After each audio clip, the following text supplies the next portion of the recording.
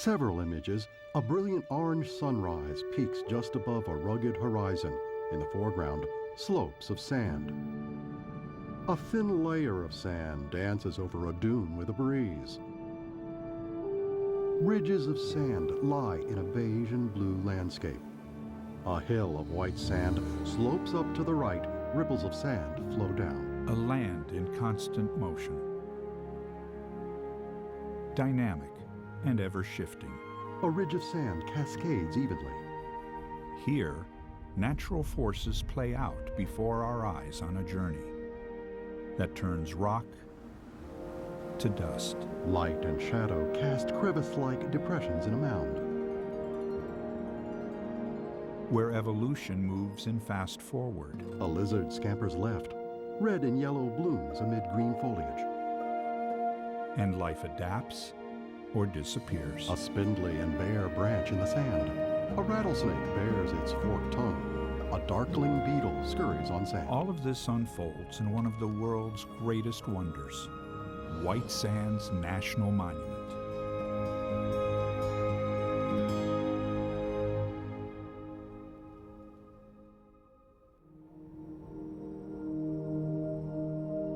A vast dune field, blinding in the midday sun. The dunes ebb and flow in gentle curves. Soft and textured in the early morning and evening light. Orange and pink clouds hang suspended over the sandy surface. Never the same twice, but always a shade of white. 275 square miles of sand, and none of it is the typical darker quartz variety found in most other dune fields. It's made of gypsum, the same white material used in plaster and drywall. A rush of sand blows left to right. Here, gypsum is the key building material, and it shapes everything that lives within its boundaries. Sparse greenery and gray branches top a ridge. Then a myriad of life forms, pink blossoms with yellow centers. A brown speckled butterfly tiptoes atop yellow flowers. Spiky green needles, clusters of red berries. A red-breasted bird perches on a branch. A stick-like green insect clings to a thin stalk and narrow branches. A multi-legged insect crawls along a green stem. A beetle-like creature explores a patch of earth, turns, then zips off. White Sands is the largest gypsum dune field in the world, an island of white surrounded by the vast Chihuahuan Desert. A rattlesnake shakes its tail.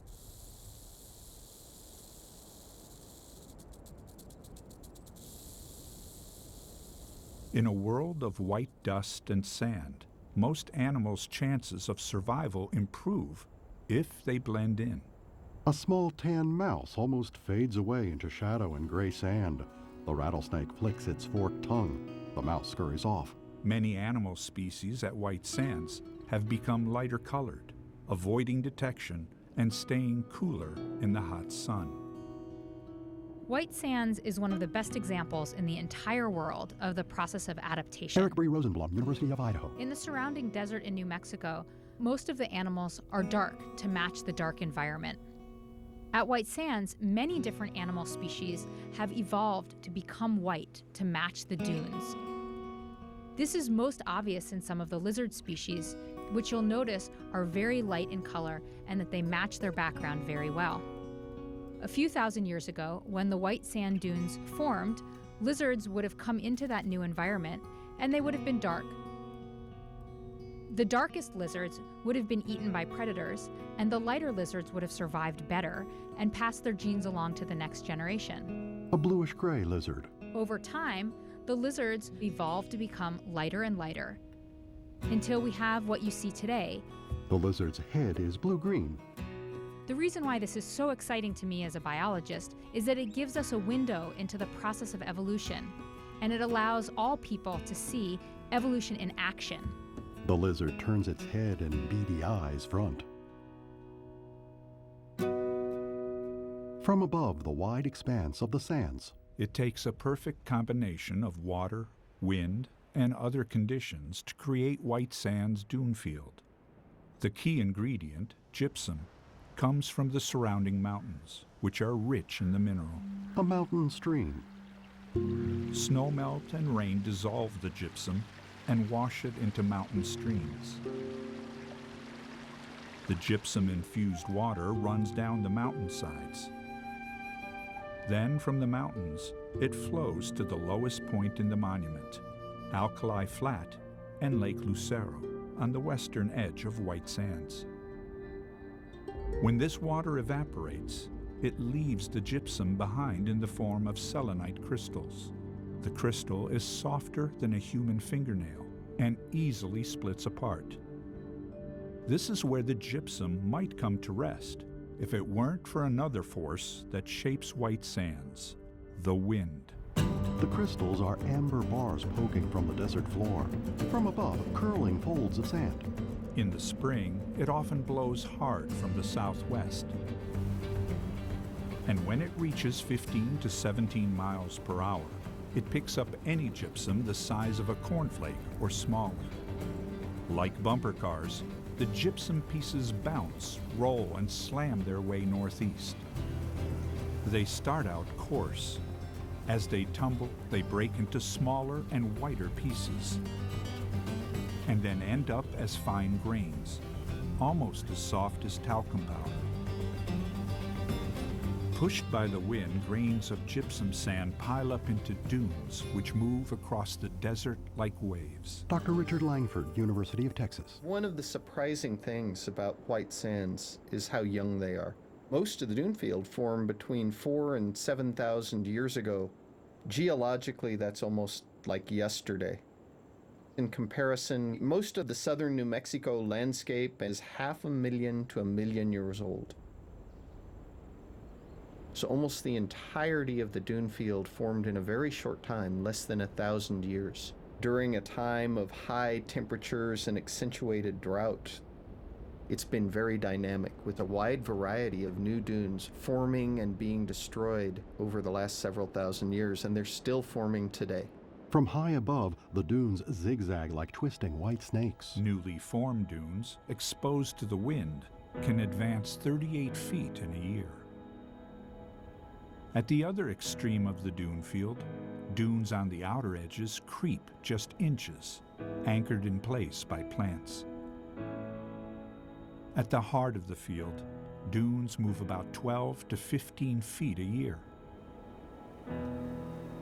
Here, sand rides up the windward side until it reaches the crest, often rising 60 feet from the floor. As the dunes advance, they swallow up everything in their path. A large clump of foliage.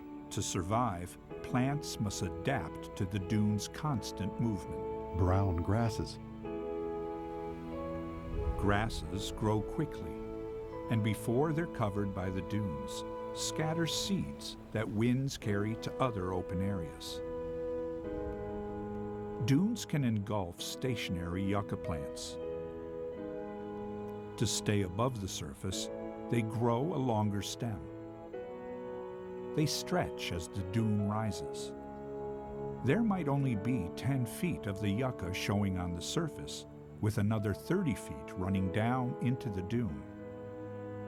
But when the dune moves on, the yucca can't support its long stem and collapses. A brown stalk hangs to its side. Another strategy is for plants to build their own structure in the shifting sand. Sumac creates shaggy-topped pedestals out of the gypsum. Its roots draw water up through the soil. Gypsum around its roots hardens like the base of a statue. It creates a stable home for the sumac and a microhabitat for animals. Burrow interiors can be 30 degrees warmer than the dunes in winter and 30 degrees cooler in summer, when temperatures can soar to over 100 degrees Fahrenheit. Sheltering during the day, most of White Sands animals come out when it starts to cool. A trail of small fox tracks in the sand. We rarely see these animals, just evidence of their comings and goings, or a brief sighting of the most secretive at dawn and dusk. From above, a bobcat scampers against the white sand and comes to rest in a sitting position.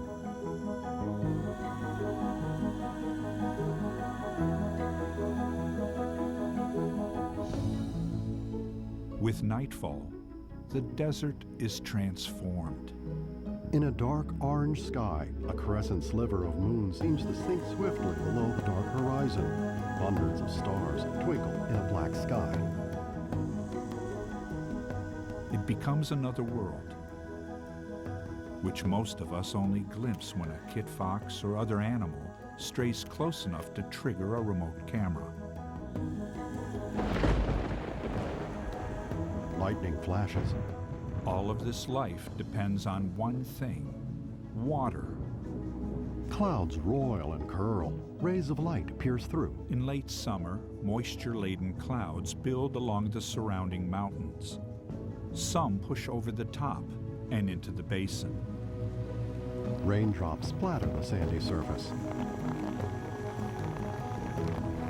Thunderheads roll across the monument. Scattered showers grow into downpours.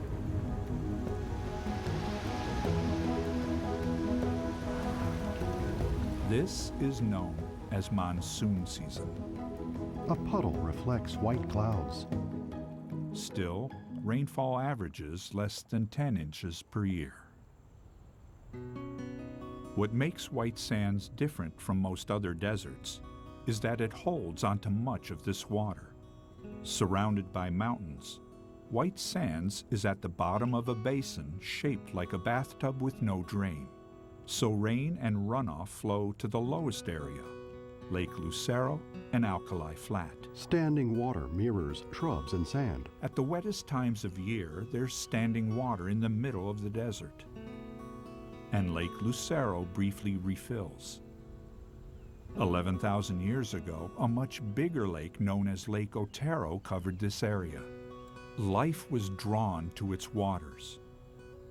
These are raised mammoth tracks, left thousands of years ago when the animals walked through clay to reach the lake, long before the dunes formed. Large, dark mammoth tracks. A dragonfly hovers at a reed. And today, living reminders of this lake appear whenever there is even just a puddle in the desert.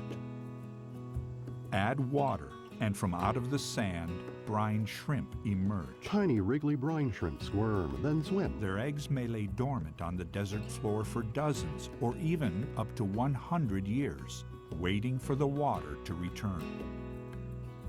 Beetles, tadpoles, and larvae appear in the water as well. Birds strut near the lake's edge.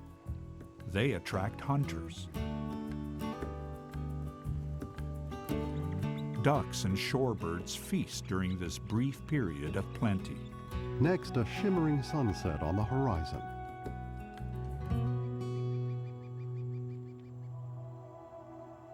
After the rains stop, the lake and puddles dry up. But even in the driest months, there's water just feet or even inches below the surface at White Sands. Native Americans knew how to find it. Zelda Yaza, elder. This was Apache land. Mom always said and Dad always said that water is abundant here. But it's just that you have to know what to look for. You dig a hole. The water will seep up at night. So in the morning when you rise, the water's there that you can drink. Water pools in a depression in the earth. When the water table is high, the grass can grow thick and green. Several tribes of Indians, including the Mescalero Apache, gathered seeds and plants throughout White Sands. But when the first Spanish and Mexican settlers arrived, they rarely ventured far into the dune field. And in the late 19th and early 20th centuries, cattlemen built ranches in the grasslands on the edge of the dunes. They dug wells and constructed cisterns to support as many as 8,000 head of cattle. But overgrazing and drought killed off the grass, bringing this era to an end. A portion of a cattle skeleton. Next, a black and white photograph of a large gathering on a dune. Shortly after, President Hoover established White Sands National Monument in 1933. The primary mission of the National Park Service is to be the caretaker of special places like White Sands, passing these resources on to